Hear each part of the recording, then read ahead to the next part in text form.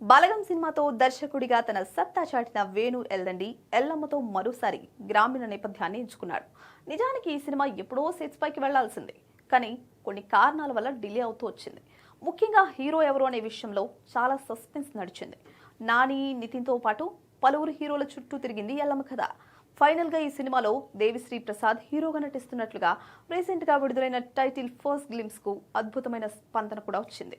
ఇందులో rock star Devi Sri Prasad ను పర్సీ అనే వెరైటీ లుక్ లో పరిచయం చేసి అందరినీ ఆశ్చర్యపరిచారు.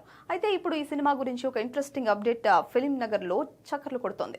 ఈ చిత్రంలో సీనియర్ హీరో రాజశేఖర్ ఒక కీలక పాత్రలో నటించబోతున్నారని సమాచారం. అది కూడా హీరో తండ్రి పాత్రలో కనిపిస్తారని తెలుస్తోంది.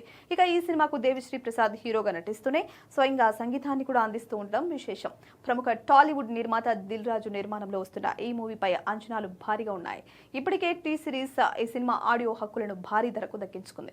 రాజశేఖర్ వంటి సీనియర్ హీరో తోడవడంతో ఈ సినిమాకు మరింత వెయిట్ పెరిగినట్లు అయింది.